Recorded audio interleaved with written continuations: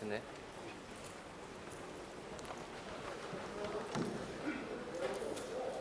네, 안녕하십니까. 저는 한국도시신탁의 박정준 팀장입니다. 지금 벌써 1시간 30분 정도 시간이 소요가 됐습니다. 좀 많이 지루하시는 분도 있고 또 약간의 피곤을 느끼시는 분들도 있을 것 같습니다. 제가 빠르게 신탁 방식에 대해서 앞에서 KB 훌륭하게 설명을 잘했고요. 저는 좀 사례 중심으로 좀 재미있는 이야기들로 설명할 수 있도록 하겠습니다. 설명 시작하겠습니다. 저희 샘마을 통합 재건축에 대해서 저희는 지금 샘마을의 지금 현재 상태와 그 다음에 신탁 방식 정비 사업, 그 다음에 저희 회사인 한국토지신탁, 그리고 샘마을의 앞으로 계획에 대해서 설명드리도록 하겠습니다. 정확히 벌써 9개월 전인 것 같습니다. 11월 27일, 오늘이 8월 27일이죠. 9개월 전에 우리 샘마을은 선도지구로 선정이 되었습니다. 늦었지만 다시 한번 축하드립니다. 그런데 지금 보니까 평촌에 3개의 선도지구 구역이 있습니다. 물론 아시겠지만 A17, A18 같은 경우는 신탁 방식으로 선정이 됐고 예비 신탁사가 선정이 됐고 최근에 특별 정비구역을 시청에 신청했다고 합니다. 우리는 지금 한 6개월 정도 늦은 것은 사실인 것 같습니다. 하지만 저희가 앞으로 정비사업은 무수히 많은 인허가 기간이 있습니다. 그런 상황에서 우리에게 유리한 사업 방식을 택하고 또 준비된 신탁사를 선정한다면 앞으로 6개월 이 기간은 충분히 따라잡을 수 있습니다. 확실합니다.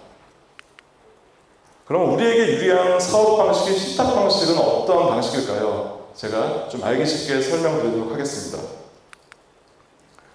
사실 신탁 방식, 우리 재건축은 가장 중요한 게 뭐죠? 빠른 시간 내에 입주하는 거죠. 두 번째, 프리미엄 가치 올리는 거죠. 이 두 가지에 대해서만 생각을 하시면 됩니다. 그러면은 저희 신탁 방식은 전문성을 바탕으로 저희는 신속한 사업 추진이 가능하다고 감히 말씀드릴 수 있습니다. 왜 그러냐면요. 일단 앞으로 인허가 단계들이 많이 나와 있습니다. 그럼 인허가 단계들에 대해서 어떠한 경험과 노하우가 있는지에 대해서 굉장히 중요합니다. 제 기사를 한번 인용해 왔습니다. 여기 보시면요. 아까 말씀드린 KB에서도 목동, 여의도 등지에서 신탁 방식의 붐을 일으키고 있다고 합니다. 이건 요즘에 트렌드인 것 같습니다. 그리고 또 저희 회사가 대형 단지들에 대해서 연이어 사업 참여를 하고 있다는 기사들도 제가 인용을 해봤습니다. 우리 단지는 아시다시피 4개의 단지로 구성된 통합 재건축입니다. 그리고 앞으로 이러한 수많은 인허가 과정을 거쳐야지만 우리가 입주까지 성공을 할 수가 있습니다. 물론 통합 재건축에 지금 아까 25분의 준비위원님들 계시고 이렇게 참여도가 높은 걸 보면은 잘 될 수 있겠지만 그래도 사업 과정성에서 단지별의 이슈가 발생할 가능성도 있습니다. 그래서 이런 것들에 대해서 충분하게 많은 인허가들도 있고 했기 때문에 전문성이라는 게 굉장히 중요하다고 생각을 합니다. 우리 이제 사업 방식 결정하면 뭐 해야 되죠? 특별 정비구역 수립해서 신청해야 되죠.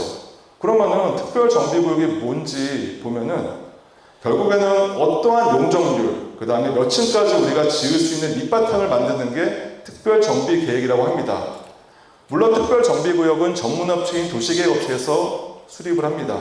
그런데 여기서의 중요 포인트는 도시계획에서 그리는 밑바탕에다가 우리가 뭘 해야 되죠?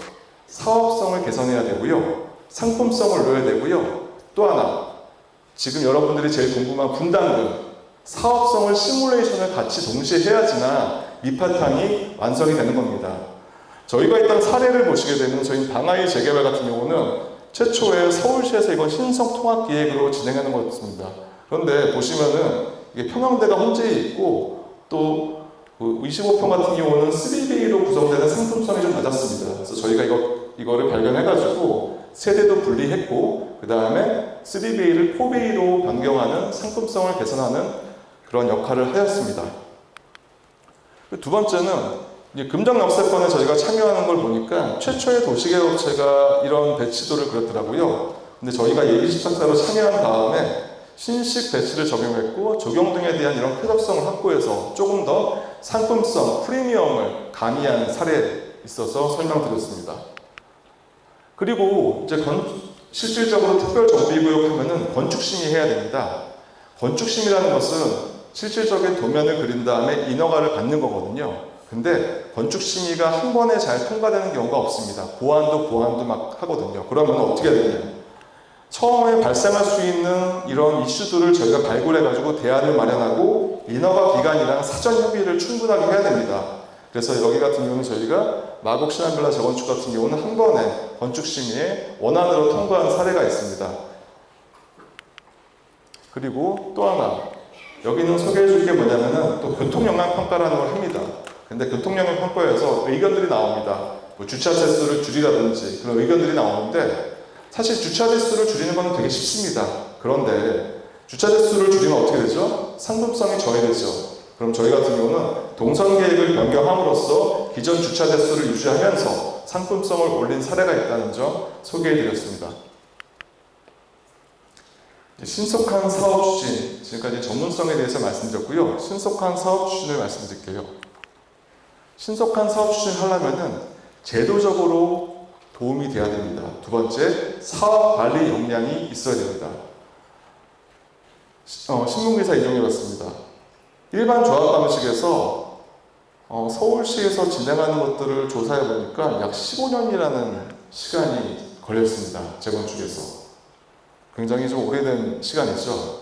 근데 저희가 요즘에 했던 사업장의 기사가 남겨봤습니다. 저희가 2017년도에 한국토신파기 사업에 참여해서 작년 9월 달에 입주까지 끝냈습니다. 그래서 이런 부분에 대해서 평균보다 저희는 한 절반 정도 가량을 줄인 사례가 있습니다. 그리고 제도적인 보완은 뭐냐면은 아까 앞에서도 설명을 드렸지만 우리 노특법에서는 신탁 방식은 동의율이 50%만 받으면 돼요. 근데 조합 방식을 할 경우에는 도정법을 준용받아서 동의율이 70%를 적용받아야 됩니다. 물론 이게 20% 그러나 시작점 자체를 우리 빨리 따라잡아야 되지 않습니까? 시작점 자체를 낮출 수 있는 제도적인 보완이 노특법에 의해서 신탁 방식은 가능합니다. 그리고 또 사업 관리에 대해서도 굉장히 중요합니다. 공교롭게 저희가 신길식 재건축이라는 것을 하고 있는데 공교롭게 옆에 500m 있는 데가 조합 방식으로 진행하는 데가 있습니다. 근데 보시면은 2018년도에 우리는 사업 실행자가 됐고 2018년 1월에 조합 방식이 됐습니다. 공교롭게. 근데 지금 저희는 지금 착공 준비하고 있고요. 철거 다 끝났고 착공 준비하고 있고 여기는 아직까지 사업 시행 인가 준비하는 차이가 있습니다.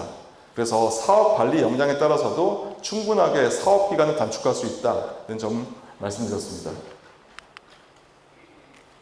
이러한 관리 능력으로서 저희는 하기기일구역, 그 다음에 신탁사 최초로 준공한 사업 2,500세대가 넘는 사업장입니다. 이런 준공에 대한 실적을 거뒀습니다. 두 번째는요, 사업성 중요하지 않습니까? 사업성에 대해서 한번 말씀드려 보겠습니다.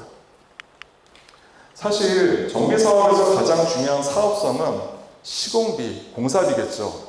그런데 또 아이러니하게는 시공사를 잘 뽑아야지 저희가 굉장히 좋은 품질과 나중에 프리미엄까지 확보할 수 있습니다. 저희 한도심 같은 경우는 지금 18건의 메이저 시공사와 이미 선정해서 진행을 하고 있습니다. 그 시공사를 선정한다는 것은 굉장히 복잡한 중요한 그런 요소들이 좀 있습니다. 시공사를 선정한 경험도 있고요. 사실 요즘에 공사비 많이 올라가지 않습니까? 되게 걱정이시죠? 근데 이번 기사 하나 인용해봤습니다. 최근에 금정역세권 아까 말씀드린 그 사업장에서 우리가 입찰을 했는데 시공사가 우리 입찰 조건을 무시하고 들어왔어요. 그래서 저희는 시공사랑 협의해서 공문을 통해서 우리 입찰 조건을 고수해서 시공사가 저희 조건에 수용한다는 공문을 받아냈습니다. 여기 보시면은 업계에서는 신탁사가 시공사의 고무줄 공사비 증액을 바로잡은 상황에 대해서 주목하고 있다. 신탁사가 대형 건설사에 제동을 걸어 분담 증액을 막은 케이스다 라는 기사가 있어서 인용을 해봤습니다. 그럼 이걸 어떻게 하느냐 한번 말씀드려 보겠습니다.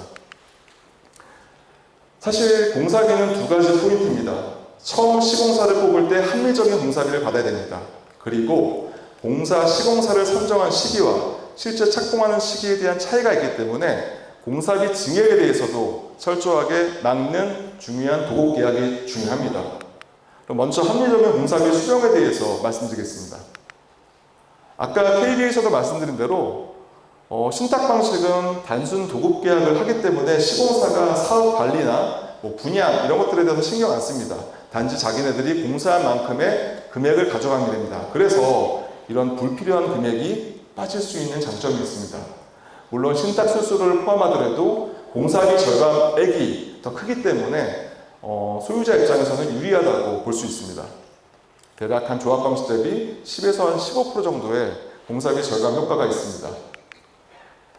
그러면은 어떻게 합리적인 공사비를 받아야 되느냐? 사실 이거는 노하우와 경험입니다. 저희가 아까 말씀드린 메이저 시공사만 18건을 계약을 했습니다. 그런 과정에서 이런 시공사 선정에 대한 시스템과 매뉴얼을 장착을 했습니다. 말씀하신 대로 시공사 선정에 대한 체크리스트, 이런 입찰 안내서 같은 경우는 표준화를 만들었기 때문에 지금 새마을에 저희가 참여하게 된다면 이런 노하우들을 마음껏 전수할 수 있습니다.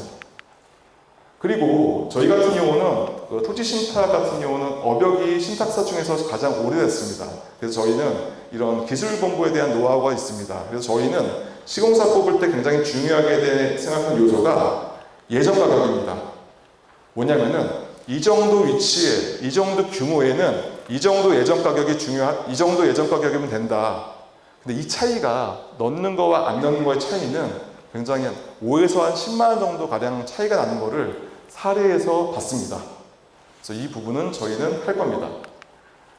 그러면은 합리적인 공사비를 받은 다음에 어떻게 증액을 최소화할 수 있는지. 사실 증액을 최소화한다는 것은 다른 의미는 뭘까요? 변동성을 줄이면 되지 않겠습니까? 사실 시공사 공사비 변동성은 마감재, 물가 상승, 지질 여건 이 세 가지가 가장 큽니다. 그럼 최소화시키면 되지 않겠습니까? 마감재 같은 경우는 저희가 뒤에서 설명드리겠지만 우리는 마감재 리스트에 대해서 시공사를 선정할 때 다 넣습니다. 그리고 가장 중요한 거는요, 아직 우리가 철거를 하지 않았기 때문에 밑에 땅이 안반이 있는지 일반 토사인지 모르지 않습니까? 근데 저희는 미리 천공을 해봅니다. 그래서 지질조사 보고서를 저희는 시공사를 뽑기 전에 무조건 이걸 합니다. 그러면은 혹시라도 일반 토사 기준 같은 경우는 이건 일반 토사 기준으로 입찰을 했을 때 나중에 시공사가 이건 너희들이 확인한 다음에 지질조사 변경에 의한 조건은 없습니다 라는 거를 넣으면은 이거에 대한 변동성은 최소화할 수 있겠죠. 그리고 두 번째, 마감재 같은 경우는 저희는 내역들을 다 냅니다. 그런데 시공사한테 요청을 하죠. 우리가 제시한 마감재보다 조금 더 좋은 마감재를 요청할 경우에는 이 단가 차이를 입력하라고 얘기합니다. 이 얘기는 뭐냐면은 이 단가 차이에 대해서만 우리는 물가 상승을 인정해주면 되지 않습니까? 그리고 이런 것들을 넣어줘야지 기본 마감재와 변경된 마감재의 차액분에 대해서만 우리가 공사비로 인정을 할 수 있지 않겠습니까? 그래서 이런 것들에 대한 노하우와 시스템이 장착이 되어 있습니다. 이런 것들입니다. 우리가 시공사를 뽑을 때 지침서, 대안설계 가이드라인 이런 여러 가지에 대해서 완벽하게 시스템으로 장착을 해야지 우리가 시공사 선정을 할 때 증액을 최소화할 수가 있습니다. 이게 결과입니다. 저희가 지금 하고 있는 현장들인데요. 대부분 유사한 조합 방식 대비해서 8에서 27% 절감 효과를 발생을 했습니다. 그럼 저희 회사에 대해서 잠깐 소개해 드리겠습니다. 저희 회사는요, 우리 여기 지금 선도지구지 않습니까? 우리 이미 선도지구에 대한 경험이 있습니다. 그리고 압도적인 인허가 경험, 실적은 가장 많습니다. 저희는 분당 양지마을 참여하고 있습니다. 그리고 부천 은하마을도 예비 시행자로 이미 선정이 됐습니다. 노하우 있습니다. 사실 부천 은하마을 같은 경우는요, 2달 만에 그 예비 시탁사 동의율 다 확보했고요. 인허가 고시까지 났습니다. 양지마을 같은 경우는 선도지구 선정되자마자 이런 설명회를 열어가지고 주민들이 알고 싶은 궁금증에 대해서 해소를 시켰습니다. 은하마을은 여기 보시면 2달 만에 이런 했던 과정들이거든요. 이런 것들에 대해서 노하우가 있기 때문에 혹시 저희가 참여하게 된다면 그 노하우를 빠르게 접목시켜서 사업 속도를 단축시킬 수 있습니다. 지금 인허가 보시면요. 저희는 전국에 30개 약 3만 세대에 지금 참여하고 있습니다. 우리 정비사업은 인허가가 굉장히 많지 않습니까? 하나에 치중된 게 아니라 여러 가지 인허가에 대한 경험이 있고 준공까지도 한 4개 우리 사업장을 준공을 이뤄냈습니다. 지금 수도권만 보시게 되면 약 22개, 약 2만 세대의 사업 참여를 하고 있습니다. 그리고 신탁사 중에서는 업역이 제일 깁니다. 그리고 자산과 자기자본이 제일 많습니다. 인력도 신탁사에 비해서는 이거 기사를 인용한 겁니다. 가장 조직도 크고 인원도 많습니다. 또한 인력 전문성에 대해서도 저 또한 제가 메이저 시공사 출신이고요. 인력 전문성에 대해서는 자신하고 있습니다. 그럼 이제 앞으로 신탁 방식은 충분히 알았는데 우리 어떻게 할까요? 한번 말씀드려 보겠습니다. 물론 아까 지금 위원장님께서 10월 달에 이제 사업 방식이 결정하게 되면은 혹시 이제 신탁사를 선정한다고 말씀하셨는데 앞으로 우리 올해 특별정비구역 최소한 신청하고 수립까지 가야 되지 않겠습니까? 저희는 이미 오늘 설명회를 위해서 안양시청도 수차례 방문했습니다. 지금 기본계획이 나와 있거든요. 이 기본계획을 바탕으로 해가지고 저희는 이 스터디를 통해서 향후에 선정될 도시계획 업체와 조인해서 최대한 빠르게 정확하고 좋은 특별정비계획안 수립하겠습니다. 특별정비계획안은요, 지금 말씀하신 대로 이런 도시계획과 여러 가지 안을 성립하는 거고요. 결국 이 정비계획안이 향후에 준공까지 이어지는 굉장히 중요한 계획안입니다. 이 계획안에 대해서 저희가 전문성을 발휘해서 좋은 계획안 수립하겠습니다. 저희가 만약에 참여하게 된다면 앞으로 이런 7가지 계단을 밟을 겁니다. 예비시작사가 선정되면 빠르게 MOU 체결해서 도시계획업체와 우리 특별정비계획 작성하고 자문단이랑 주민공랑 이루고 지방노후개시특별법 정비계획 심의해서 산마을 특별정비구역 고시를 빠르게 달성하겠습니다. 결국에는 여기 지금 특별정비계획도 그렇고 예비시탁사도 마찬가지고 50% 동의 받아야 됩니다. 지금 보시면요, 앞으로 우리가 할 겁니다. 신탁 방식이 결정되게 되면은 예비시행자 동의를 소유자의 과반을 받아야 되고요. 특별정비구역 할 때도 과반을 받아야 되고요. 전체 사업 시행자 과반을 받아야 됩니다. 3단계를 이루어야지만 시행자가 지정이 되는 겁니다. 이 방식에 대해서 저희는 대면과 비대면 홍보 방안에 대한 노하우를 통해서 빠르게 동의서를 이뤄내겠습니다. 그리고 철저한 일정 관리에 대해서 마스터 플랜을 수립한 다음에 체계적으로 관리하도록 하겠습니다. 그리고 중요한 거죠. 토지는 소유자 설문조사 진행할 겁니다. 그래서 소유자가 선호하는 평형, 선호하는 주차 대수, 선호하는 커뮤니티 시설에 대해서 조사한 다음에 그거를 특별정비구역 내에 반영하겠습니다. 지금 학교에 대한 이슈도 있는 걸로 알고 있습니다. 이런 부분도 저희가 잘 한번 검토해 보겠습니다. 결국에는 예비 시행자가 된다면요, MOU 체결하고 동의서 50% 받고 2달 만에 예비 시행자 안양시청으로 득할 자신이 있습니다. 산마을 최우선 과제는 저희가 좋은 파트너를 만나셔가지고 실질적으로 평촌 선도지구에서 1등으로 빠르게 좋은 사업성을 유지하기를 바라겠습니다. 감사합니다. 그리고 추가로 저희 오늘 지금 여러 가지 사업 방식 설명드렸는데 좀 헷갈리지 않습니까? 하나 좀 말씀드리겠습니다.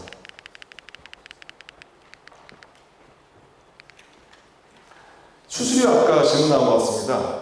물론 수수료는 아직 결정된 건 하나도 없습니다. 저희도 입찰을 참여해야 됩니다. 다만 그러면은 공공방식과 신탁방식의 수수료가 차이가 있는지 말씀드릴게요. 아까 공공방식은 총 사업비의 약 2% 수준이라고 얘기했습니다.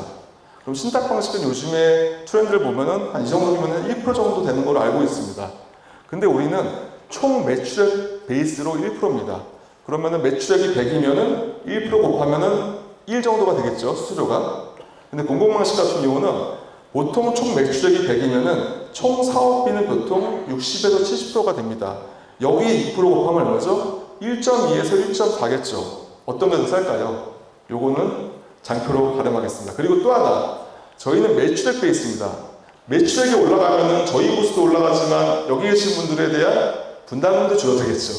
근데 사업비가 증가가 되는데 보수도 올라가면은 조금 그렇겠죠. 그래서 요 아까 수수료에 대한 질문이 있어가지고 요 장표까지만 제가 설명드리고 설명 마무리하겠습니다. 감사합니다.